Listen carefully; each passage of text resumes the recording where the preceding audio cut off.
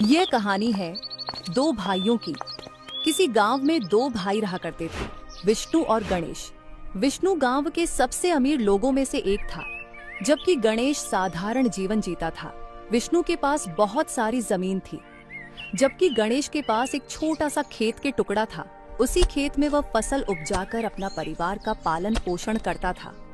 एक दिन गणेश अपने खेत से काम करके घर लौट रहा था। तभी उसकी पत्नी बोली, सुनिए जी, आप और आपके बड़े भाई एक ही माता पिता के संतान हैं, फिर आपके भाई के पास इतनी जमीन और दौलत क्यों है, जबकि हमारे पास बहुत कम जमीन है? क्या संपत्ति का सही से बंटवारा नहीं हुआ था, या आपने अपनी जमीन बेच दी? सीता, तुम मुझे अच्छी तरह जानती हो। मुझे बस मेहनत करके दो रोटी खाने में अच्छा लगता है। मैंने कभी जुए शराब की बुरी आदत में मैंने पैसे नहीं गंवाए, फिर मैं संपत्ति कैसे बेचूंगा? सीता, बात ऐसी है कि जब हमारे माता पिता की मृत्यु हुई थी तब मैं बहुत छोटा था। उस समय संपत्ति का बंटवारा भी नहीं हुआ था। उसी समय मेरे बड़े भाई विष्णु ने चालाकी से पूरी संपत्ति अपने नाम कर लिया और मुझे बस एक छोटा सा खेत का टुकड़ा दे दिया। लेकिन मैं उन पुरानी बातों पर ध्यान नहीं देता हूं। वह जैसा भी है मेरा बड़ा भाई है। मैं कभी भी संपत्ति के लिए अपने बड़े भाई से झगड़ा नहीं करना चाहता। इतना सुनकर गणेश की पत्नी सीता नाराजगी जताते हुए कहा, आप बहुत भोले हैं। अब तक तो हमारे बच्चों की पढ़ाई किसी तरह चल रही थी, लेकिन अब उसको शहर में पढ़ाई के लिए भेजना होगा, जिसमें बहुत सारे पैसे खर्च होंगे, और कुछ दिनों के बाद अपने बेटे की शादी भी करनी होगी। इतनी छोटी सी जमीन बेचकर भी हम ये सब खर्च नहीं उठा सकते। पत्नी की बात सुनकर गणेश को एहसास हुआ कि मेरी पत्नी सही कह रही है। हाँ सीता, अब तक मैं खेती से जो भी कमाया उसी से घर का गुजारा हुआ, लेकिन अब मुझे कुछ और करना होगा। मुझे कुछ दिनों का समय दे दो, मैं जल्द ही कुछ उपाय करता हूं। इतना कहकर गणेश अपने खेतों की तरफ जाने लगा। वहां पहुंचकर उसने देखा कि उसका बड़ा भाई विष्णु भी खेत में ही टहल रहा है। गणेश चुपचाप एक पेड़ के नीचे जाकर खड़ा हो गया। तभी विष्णु का नजर अपने छोटे भाई की तरफ गया और वह सोचने लगा, अरे ये गणेश यहाँ उदास क्यों खड़ा है? आज खेत में काम नहीं कर रहा है। उसका खेत तो मेरे खेत से कई गुना उपजाऊ भी है।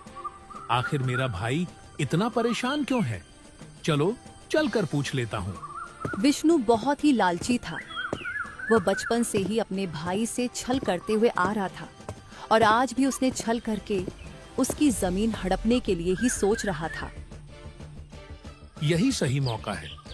अगर मैं इसे बहला फुसलाकर इसका उपजाऊ जमीन हथिया लूं, तो मेरा बहुत फायदा होगा। इतना कहकर वह गणेश के पास गया। अरे गणेश, तुम इतने परेशान क्यों दिख रहे हो? नहीं भैया, ऐसी कोई बात नहीं है। बस पैसों की कमी है। बेटे की पढ़ाई के लिए सोचना पड़ रहा है। मैंने सुना था कि तुम अपने बेटे को शहर में पढ़ने के लिए भेज रहे हो। ये तो तुम्हें बहुत महंगा पड़ेगा। इतनी छोटी सी जमीन में तुम खेती करके उसको इतने बड़े शहर में नहीं पढ़ा पाओगे। भैया, आपको कैसे पता कि मैं अपने बेटे को शहर पढ़ने के लिए भेज रहा हूं? अरे भाई, हम दोनों एक ही माँ के बेटे हैं। आज भले ही हम साथ में नहीं रहते, लेकिन तुम्हारी हर परेशानी हम समझ सकते हैं। अगर तुम्हें हमसे कोई मदद चाहिए तो बताओ, मैं जरूर तुम्हारी मदद करूंगा।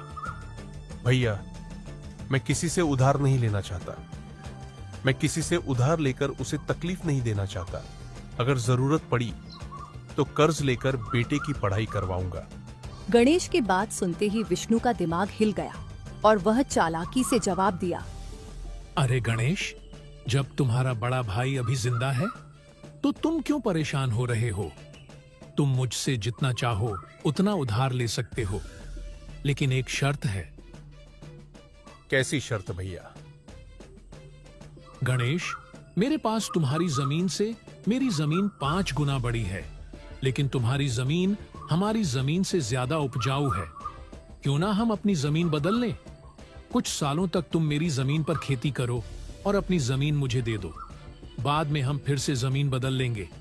इस तरह तुम बड़ी जमीन में खेती करके अपने बेटे को शहर में पढ़ा सकते हो। विष्णु के बात सुनकर गणेश के मन में झिझक सा हुआ, लेकिन विष्णु की लगातार कहने से वह हाँ कर दिया। कुछ दिनों बाद गणेश ने जब विष्णु के जमीन पर खेती की तो उसे बड़ा झटका लगा, क्योंकि उसकी जमीन से इस जमीन पर उपज कम हुई। ये क्या हुआ? भैया ने तो कहा था कि इस जमीन पर अच्छी फसल होगी, लेकिन ये तो मेरी जमीन से भी खराब निकली। उन्होंने मुझे फिर से धोखा दिया। फिर वह तुरंत वहां से अपने बड़े भाई के पास गया। भैया, आपने मुझे जो जमीन दिया है वह बिल्कुल भी उपजाऊ नहीं है। कृपया मेरी जमीन मुझे वापस दे दीजिए। अरे भाई, तुम भूल गए क्या? तुमने दस्तावेज पर हस्ताक्षर किए थे। वह जमीन अब मेरी है। अगर तुम ज्यादा जिद करोगे तो मैं पंचायत में इसका शिकायत करूंगा। गणेश निराश होकर वहां से अपने घर लौटने लगा। घर पहुंचकर उसने अपनी पत्नी और बेटे को सारी बातें बताई।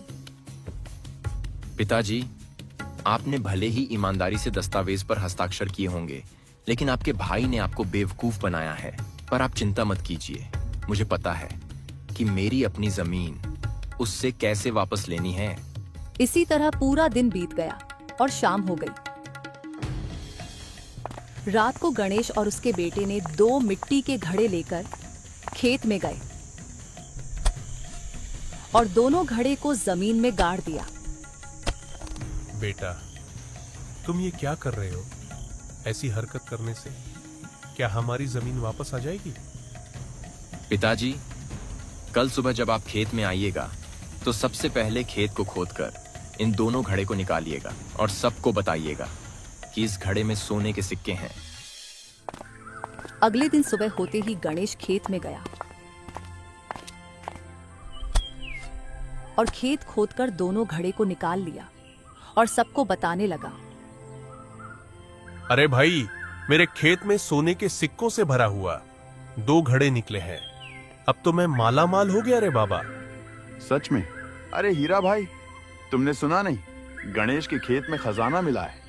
ये बात जब विष्णु को पता चला तो वह आश्चर्य से चकित हो गया। अगर सच में गणेश को खजाना मिला है तो मैंने अपनी जमीन बदलकर बहुत बड़ी गलती कर दी। अब तो वह मुझसे भी अमीर बन जाएगा। मुझे कुछ करना होगा।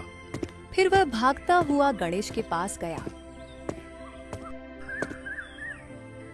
गणेश भाई, मैंने रात भर तुम्हारे बारे में सोचा। फिर मैंने फैसला किया कि तुम्हारी जमीन तुम्हें वापस दे दिया जाए। चलो, हम लोग फिर से अपनी जमीन बदल लेते हैं। भैया, हमने तो कानूनी समझौता किया था। अब मैं जमीन नहीं बदलना चाहता। वह जमीन फसल नहीं, सोना दे रही है। मैं किसी भी कीमत पर यह जमीन आपको नहीं दूंगा। अब विष्णु गिड़गिड़ाने लगा। गणेश, मैंने बहुत बड़ी गलती की। मैंने बचपन से लेकर आज तक तुम्हें बहुत सताया है। मुझे माफ कर दो और कृपा करके मुझे मेरी जमीन लौटा दो। फिर गणेश के बेटा बोला, ठीक है, मैं तुम्हें जमीन लौटा दूंगा, लेकिन मेरी भी एक शर्त है। आपको पूरी जायदाद में आधा हिस्सा और साथ में 20 लाख रुपए हमें देना होगा, तभी हम जमीन आपको वापस देंगे। विष्णु बहुत ही लालची था। वह खजाने के लालच में आकर गणेश को 20 लाख रुपए देकर अपनी जमीन उससे वापस ले लिया। और विष्णु जब जमीन को खुदवाया तो वहां उसे कुछ भी नहीं मिला। मुझे गणेश ने बेवकूफ बनाया। मुझे उसने धोखा दिया। मेरा जमीन भी गया और 20 लाख रुपए भी। इस तरह ईमानदार गणेश के बेटे ने अपनी चालाकी दिखाते हुए जमीन वापस पा लिया और लालची विष्णु को सबक मिल गया। दोस्तों, लालच हमेशा विनाश का कारण बनता है।